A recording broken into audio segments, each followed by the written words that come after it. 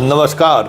शिक्षा समाचार में आप सबों का स्वागत है। और आज हम शिक्षा समाचार में बात विभाग के उस पत्र की करने जा रहे हैं जिस पत्र के सहारे कहीं न कहीं सेवा निरंतरता का भाव भी दिख रहा है। मतलब सेवा निरंतरता का लाभ आपको दे दिया गया है। सेवा निरंतरता की बात विभाग ने मान ली है, जिसको लेकर आप लोग कुछ ज़्यादा ही परेशान थे।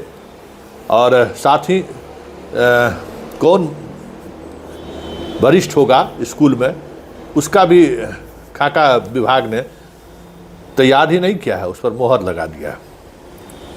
देखिए, ये एक बड़ी लड़ाई थी और इस लड़ाई में एक पत्रकार के रूप में मैं भी लगातार खड़ा रहा। चुनाव घोषणा से पहले दो बातें पर सहमति बनी थी। एक तो वेतन संरक्षण वाली बात थी, वो आप लोगों का लाभ कई ज़िले में अभी भी प्रोसेस में ही चल रहा है, लेकिन लाभ दे दिया गया।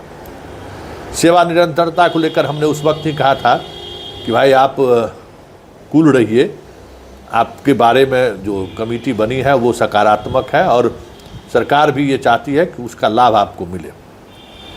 उसका प्रोसेस था, उस प्रोसेस में समय लगा और ऐसा भी नहीं है कि वो जो है सो इलेक्शन के दौरान पहले घोषणा करके लाभ उठाने की कोशिश हुई है। एक पूरे प्रोसेस के अनुसार पूरी कमेटी के रिपोर्ट के अध्ययन के बाद ये लाभ आपको दी गई है।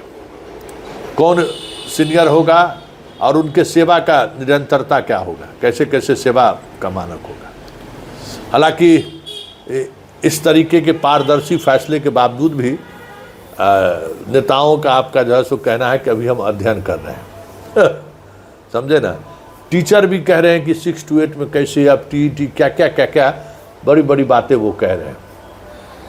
लेकिन हमारा सीधा सवाल है कि विभाग ने जो निर्णय लिया है वो निर्णय हमें लगता है कि शिक्षक के हित में है। फिर भी अगर आपको लगता है कि कुछ संशोधन की गुंजाइश है या कुछ और इसमें होना चाहिए तो आप हमें कमेंट बॉक्स में कह सकते हैं और सरकार को हमारी कोशिश होगी कि सरकार तक ये बात पहुंचे। वैसे इन सब मुद्दों को लेकर शिक्षकों की दिलचस्पी बहुत कम रही है।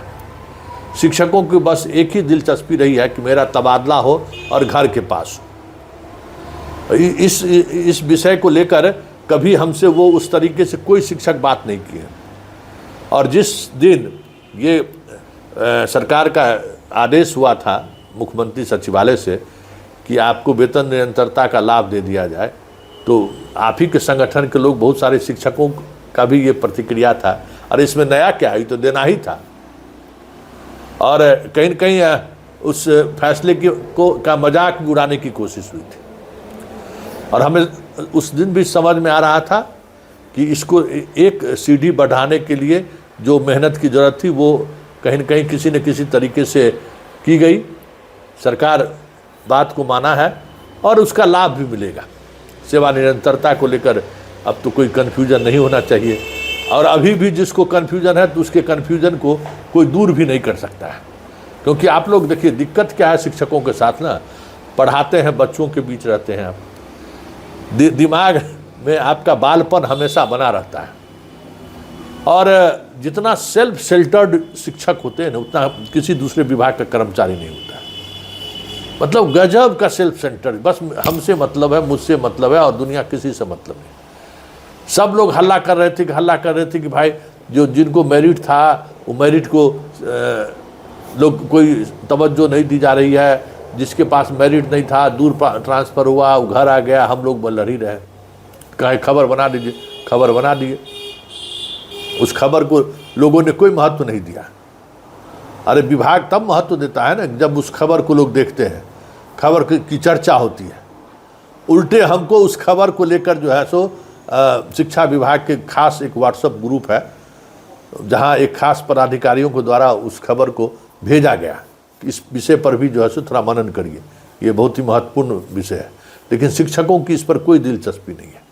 बस शिक्षकों का एक ही बात पर दिलचस्पी है कि फिर कब से शुरू होगा म्यूचुअल TRE 3 का तबादला कब होगा। और जिसका पति पत्नी वाला है उसका कब होगा। मतलब बस इसके अलावा कुछ नहीं है। तो हमें नहीं लगता है कि इस पत्र के निकलने से शिक्षकों में कोई खुशी हुई होगी या शिक्षक इसको लगा होगा कि बहुत बड़ी जीत हमारी है या बहुत बड़ा सम्मान सरकार की तरफ से दिया गया। हम समझ रहे हैं उससे कोई वास्ता ही नहीं है, क्योंकि हम फ़ोन कॉल के और मैसेज के टेम्परामेंट से समझ जाते हैं कि शिक्षक किस मनोदशा की तरफ बढ़ रहे हैं और क्या सोच रहे हैं। पिछले 2-2.5 सालों से आप ही के संगति में है ना, तो हमको पता रहता है कि कहाँ शिक्षक जो है ना का दिमाग कहाँ चल रहा है, किस दिमाग का इस्तेमाल अभी हो रहा है शिक्षकों के द्वारा। तो ये पत्र जारी होने को लेकर हमें नहीं लगता है कि शिक्षक ज़्यादा उत्साहित होंगे। और ये उनके पूरे सर्विस लेंथ को जिस तरीके से सरकार ने उसको स्वीकार किया है, ये भी आप नहीं सोचिएगा। और एक बात चलते चलते देखिए, ये जारी हो जाने के बाद कम से कम स्कूल स्तर पर जो पॉलिटिक्स होता था, किसके द्वारा, विभाग के स्थानीय पदाधिकारी के द्वारा, वो पॉलिटिक्स तो बंद होगा। ये कम बड़ी राहत है। किसी को मन होता था प्रिंसिपल बना चार्ज दे देता था, अब वो तो कमी आएगी। जो हेड टीचर जिसकी पोस्टिंग हुई है, अब तो उनको नहीं कहा जाएगा कि आपका उम्र कम है, 10 साल तो उनका भी अनुभव रहा है ना, 15-15 साल वाला अनुभव वाला भी उधर गए हैं। तो ये भी एक शोषण का बड़ा हथियार था डिस्ट्रिक्ट का लेवल पर, प्रखंड लेवल पर पदाधिकारियों का, वो हथियार कहीं न कहीं कुंद होगा। लेकिन आप लोग को सजग होना जरूरी है।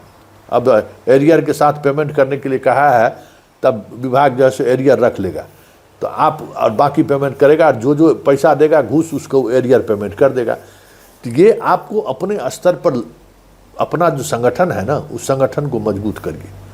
और एक बात तो हम आपको बार बार कहते हैं ना कि हम सूची में तैयार कर रहे हैं कि जो मास्टरवा आप ही का है बिरादरी, जो प्रखंड शिक्षा पदाधिकारी के दफ्तर में या फिर जिला शिक्षा पदाधिकारी के दफ्तर में डिप्टेशन करा कर रह कर पॉलिटिक्स कर रहा है, उसका सूची जरूर हमको दीजिए नाम के साथ। और कोशिश करिए कि किसी न किसी स्तर पर ऐसे लोगों को एक्सपोज करिए, उसका लाभ आपको मिलेगा। समझ गए ना, ये बात आप सोच लीजिए, इसका लाभ आपको मिलेगा। इसलिए इस तरीके के जितना शिक्षक जो दिमाग देता है इन अधिकारियों का, उसका हिसाब किताब करना जरूरी है। और ये जो पत्र जारी हुआ है, इस पत्र पर 100% स्थानीय पदाधिकारी खरे उतरे, इसकी भी कोशिश करिए कि कहीं किसी भी स्तर पर अगर आपके साथ ज्यादती हो रही है तो आवाज़ उठाइए, डरिए मत। आप लोगों की कमजोरी है बस घर के पास हमारा पोस्टिंग हो जाए, हम खुश हो जाए, तो इस कमजोरी का लाभ शिक्षा विभाग लेता है। तो उस कमजोरी से बाहर निकलिए और ये कोशिश करिए कि किसी भी परिस्थिति में जो पत्र है उसका अनुपालन सुनिश्चित हो, और नहीं तो फिर खबरों के सहारे उस पर दबाव बनाया जाए।